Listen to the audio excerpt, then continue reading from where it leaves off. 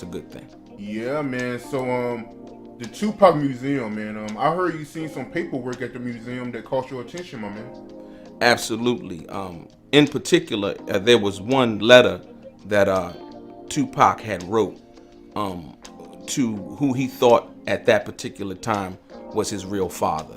And so the fact of the matter is I actually talked to his real father often. You know what I mean? A man by the name of Billy Garland, for those who know and those who may not know. That right there was Delray Richardson. He said he talked to the father of the late rapper Tupac Shakur pretty often. Tupac was certainly one of the greatest rappers of all time. His very popular song Dear Mama is still played today nearly 30 years later after its release, especially around Mother's Day. It's like an American Mother's Day anthem. Recorded July 14th, 1994, it was released 7 months later in 1995. In that song where Tupac praised his mother, Afeni Shakur, he said, "No love for my daddy cause the coward wasn't there. He passed away and I didn't cry cause my anger wouldn't let me feel for a stranger." Well, I wonder how he felt when he realized he had been lied to by his dear mama. Lied to about who his father really was and what happened. Special shout out to the brother Art of Dialogue. This is a wonderful interview. Much respect to you, brother, as well as Mr. Delray Richardson. We're going to get into this story, but take a second to make sure that you're subscribed to this channel. Click the notification bell for all updates, and if you're new, include new subscriber in your comment below, and I'm going to try my best to respond to all of you. We my homeboy. Come here. What's up? All right, how you? Man, I got so many incense, I'm starting to stink. This interview took place on October 27th, 1995 at Venice Beach. You grew up without a father. How do you feel like your life would be different if you had grown up with a father? I'd have had some discipline. I'd have had more confidence. You seem pretty confident to me. Now I am. Because now I believe that I'm my own man. And I'm a man. You know, money gave me confidence. The screams of the crowd gave me confidence. But before that, I was a shell of a man. Do you feel like one day that you'll be a good father? I think I'll be a very, very good father. Why? Because I love kids. I love the innocence. It just does something to my chest. The innocence that they have and how they look up to you and how you can't do no wrong to them. And I love that, man. I would do anything. I'd do damn near anything. I'd do damn near anything for them. All the kids in my life, my nieces, nephews, they get anything they want. They got the best Christmases, everything. They get whatever they want. I'm a sucker for them. But I wouldn't have any kids myself because I'm scared to bring any children into this world, especially any black children. For now For or right forever? now. Just for right now. At that moment in his life, Tupac, he was afraid to have his own kids, but he treated his nieces and nephews like his own. And although he was walking down Venice Beach, talking about this same subject, he made sure not to reveal too much of his pain from his childhood, mostly surrounding growing up with a single mother, having no confidence or discipline. The rapper wrote about his struggles as a fatherless child. Like this one right here, he said, "Those that knew me would easily co-sign. There was never a life as hard as mine. No father, no money, no chance, and no guide. I only follow my voice inside." That was a poem written by Tupac. He wrote a lot of those as well as letters. And Delray Richardson came across one of them in the Tupac exhibit. And when I saw this letter, the conversations that me and Mr. Garland had over time, I've been privy to some things that he's told me that I wasn't at liberty to even talk on camera until now. You know what I mean? And I talked to him, he gave me the okay, and he said it was okay, you know what I mean? And I checked in with him before we actually did this video. And so the letter in particular is Tupac talking about who he thought at that particular time, which was told to him by his mother, that another guy by the name of Legs, Kenneth Saunders, was his father.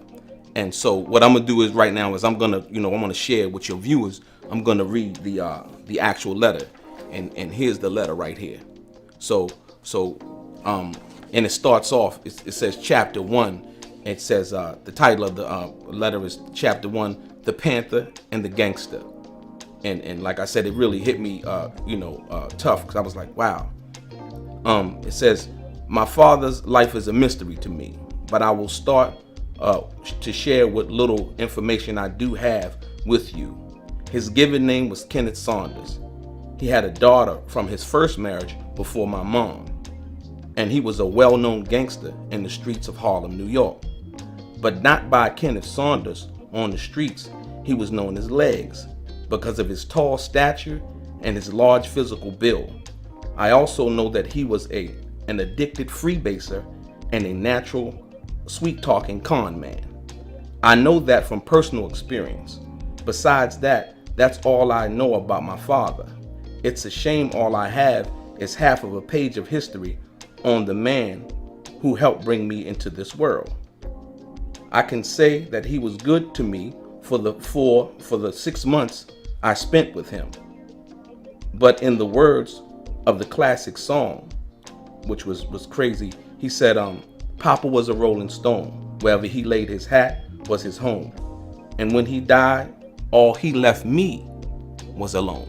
In that letter written by Tupac, he was expressing his pain, talking about all the negative attributes of a man named Kenneth, aka Legs, the man that his mother told him was his father. After that man passed away, Tupac wrote about him in July of 1994 when he was penning Dear Mama. At the time, he was 23 years old. And unfortunately, he didn't find out the truth until 4 months later, November 30th, 1994, when he was shot 5 times in New York at Quad Studios.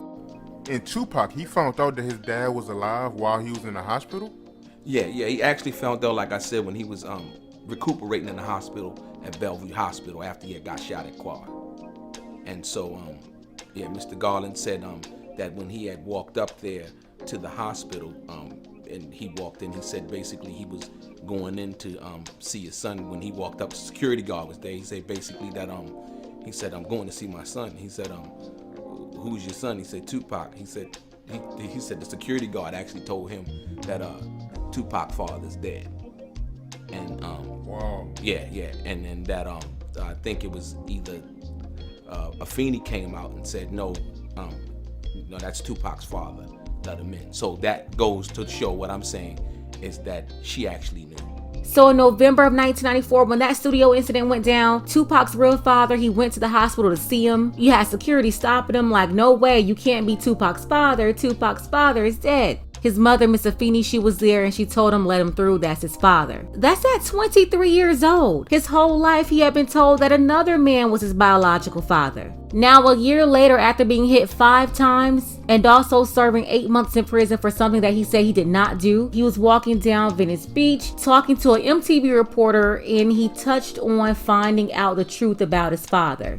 I needed a father, I needed a male influence in my life. And these were the males. The other males who could have been a more positive influence on me were too scared to come where I was.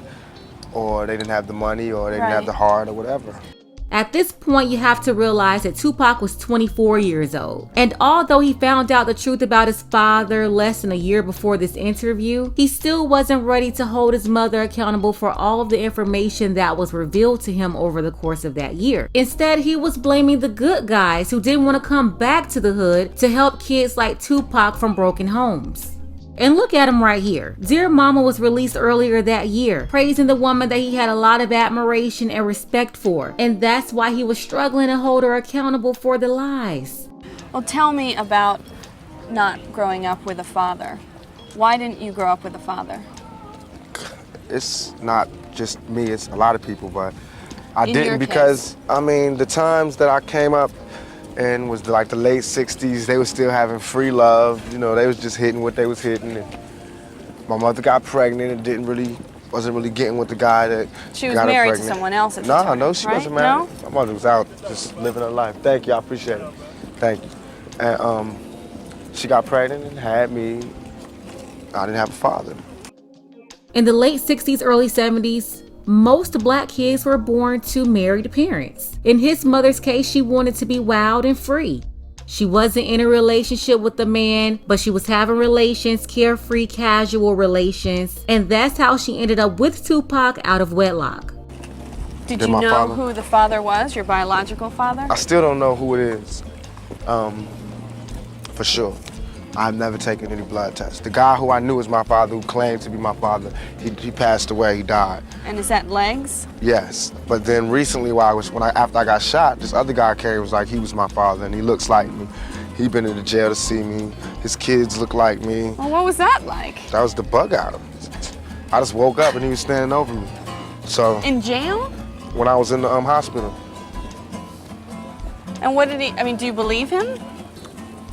I do in a way because he looks like me and his kids look like me. Why don't you get a blood test to find out? It's scary. Is it pointless now? In a way. I mean, I'm not gonna love him anymore or love him any less. So it's pointless. Did he explain why he left? Yeah. What did he say? It was personal. It wasn't, I don't want to Okay. put his word. I'll tell everything about me, but I Right. don't want to No, that's give fine. out his business. That's cool. Can you tell me why you looked at legs as your father? Because the way my mom's told me was like, he didn't even care. He was like, yo, because he slept with her around the same time. So he was like, you had a kid? She was like, yeah. He came and saw me in the bed. I had a real big head when I was a little kid. Same thing like right now. And he's like, oh, that's my son. No blood test, nothing. He was just like, that's my son. Took care of me, gave me money. But he was like a criminal too. He was a drug dealer out there doing his thing. And so he only came, bought me money, material things. This is a prime example of why paternity tests should be taken at birth for every single child that's born. No matter if it's out of wedlock or not, all kids should have a mandatory paternity test at birth. I mean, think about it. He found out at 23 years old that he wasted a whole bunch of time being mad at the wrong person. And me and Mr. Garland have talked about that. And like I said, he shared with me an abundance of information. And so when I recently, when I sent him that letter, he told me that it broke his heart. That Afeni had lied to Tupac in regards to who his real father was. Right. Despite all of the things and the things that Mr. Garland was there for when Tupac had got shot. Being in the hospital, like I said, he told me that, he was there in the hospital. He was in Vegas, when Tupac was basically on life support. He had went to Jasmine Guy's house. He gave me an abundance of information. And the thing that hit me the most was, is that, how Afeni lied to Tupac about who his real father was when she really actually knew. It could be two strong scenarios here. One, she really knew that Billy Garland was his father the whole time and she lied on purpose. Or two, she was running around having casual relations and she wasn't sure which one was actually the father. Either way, I could understand how it was hard for Tupac to accept this, but his mother lied to him. It's a lot of people who avoided paternity tests and they took the truth to the grave. Wow. Yeah, that right there, it kind of hit me because, like I said, I've talked to Mr. Garland, and there was another thing that really caught my eye too, and it was the actual birth certificate of Tupac Shakur. And so when I saw that, I was like, wow, actually, there's two. There's one with Paris Lisane Crooks, which was Tupac's given birth name. And then there's another one which actually has Tupac Amaru Shakur on it. And so what I thought was ironic about that was the fact that it didn't have Mr. Kenneth Saunders' legs, who Tupac was told to be his father. And it also didn't have who Tupac's real father was, Billy Garland.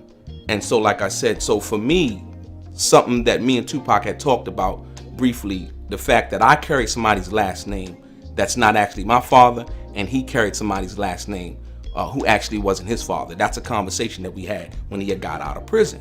And the craziest part about all of this is that when Tupac died,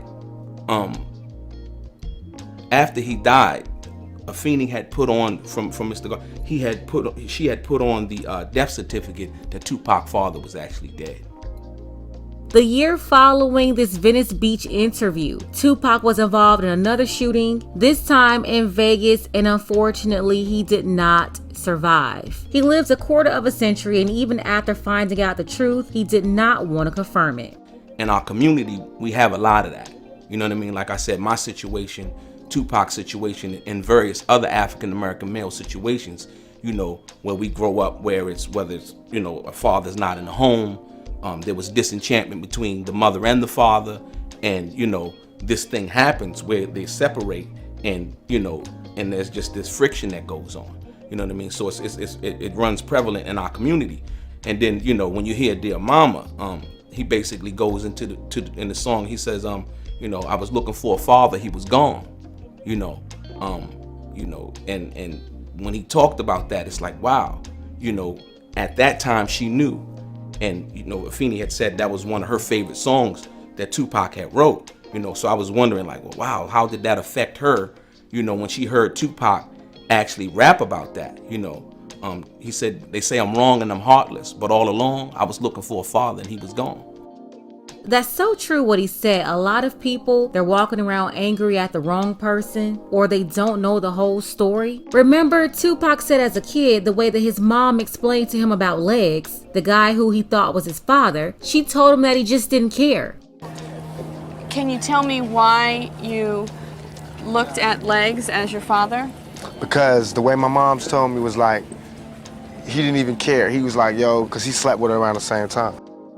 Yeah, it looks like Tupac was taught to despise a man who wasn't even his father, basically hating a man for 23 years over a lie. And although there's great respect in the community for Miss Afeni Shakur, one of the major problems her son he was dealing with, it was a result of her decisions. So shout out to Art of Dialogue for this interview. If you want to see the full video, the link will be below in the description. Tupac did not have his father, and he experienced a lot of pain because of it. He lived with that pain until his last day, 25 years, just learning that his mother lied to him about his father 2 years prior. Let's go ahead and get the conversation started below in the comments. Special thanks to Tyrone W. I appreciate you, brother, for all of your support, as well as Michael and Paul, who says thank you for speaking out on such an important topic. A proper family and culture is indispensable. Also, shout out to James O. Want to see more content like this? You can support the channel too. Links to Cash App and PayPal are below. Ladies, fellas, want a balance analysis, want the truth from a woman's perspective? Then you're going to want to subscribe to this channel, and don't forget to like and share. What about father figures? Like,